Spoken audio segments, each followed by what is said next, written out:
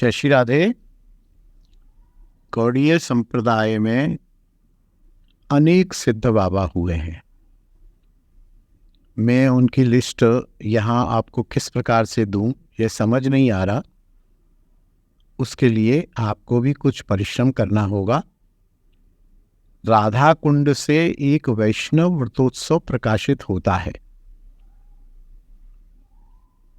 उस वैष्णव व्रतोत्सव को आप वृंदावन कभी आए, राधा कुंड कभी जाएं, तो राधा कुंड में रहने वाले वैष्णवों के पास वो होता है और निःशुल्क प्राप्त होता है।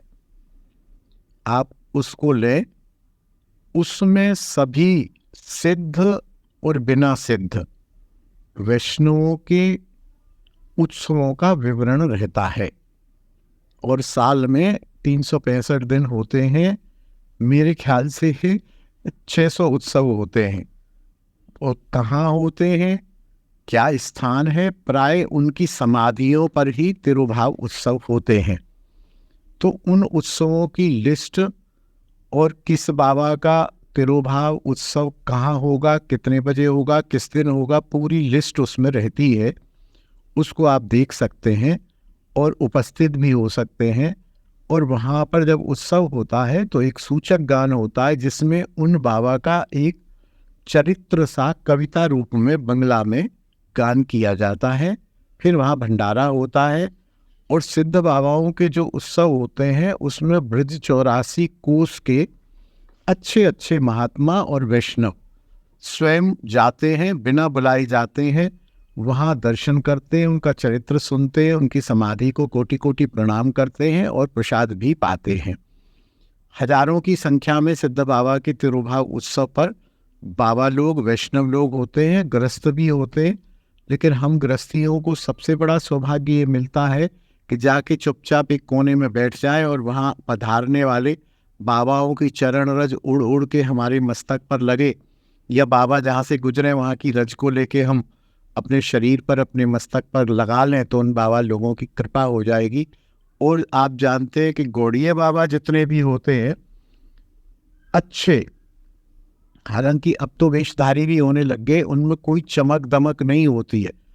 चेहरे पर तेज होता है, पारखी उन्हें पहचान सकता है, नहीं तो वो साधारण से पुराने फटे कपड़े पहने हुए, किसी तरह शरीर को ढके हुए साधारण से होते, कहीं भी बैठ जाते, कहीं भी खा लेते, कहीं भी बात कर लेते हैं।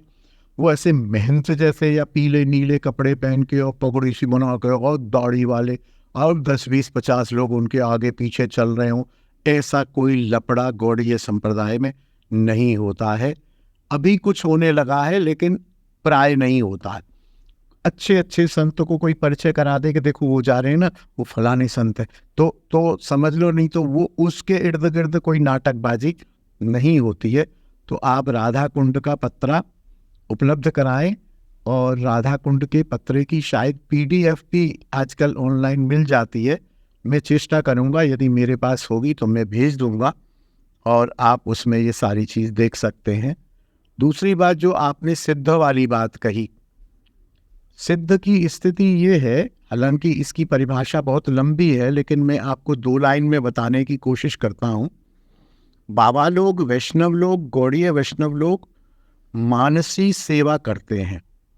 आंख बंद कर लेंगे, गुरुदेव द्वारा उनको एक स्वरूप मिलता है कि तुम ये फला मंजरी हो और तुम्हें प्रिया जी की ये वाली सेवा करनी है मुख्य रूप में, बाकी जो भी सेवा आ जाए वो आपको करनी है।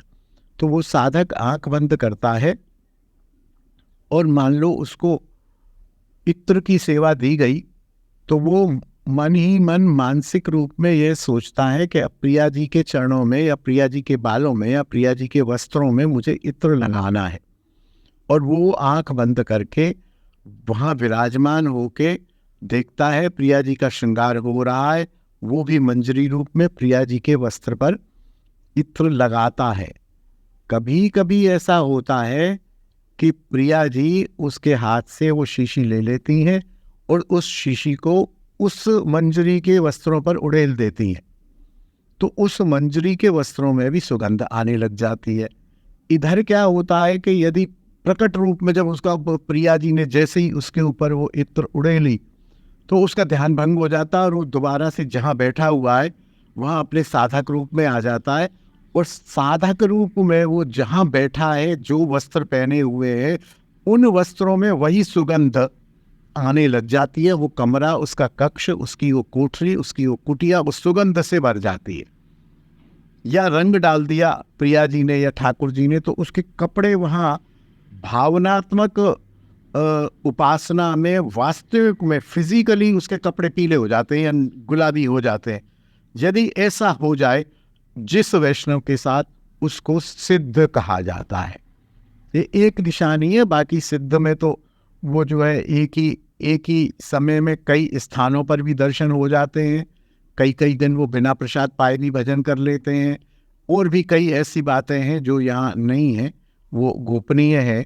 उन सब चीज़ों में जिसमें योग्यता प्राप्त आज हो जाती है, उसे सिद्ध बाबा बोलते हैं। ऐसे गौड़ीय संप्रदाय में अनेक सिद्ध बाबा हुए हैं। साक्षात वो ठाकुर से, ठाकुरानी से बात भी करते हैं, अनुभव भी करते हैं, उनमें अष्ट सात्विक भाव भी आते हैं, सब होता है, उन्हें सिद्ध बाबा बोला जाता है। जय श्री राधे, जय निताई। बोल हरि बोल।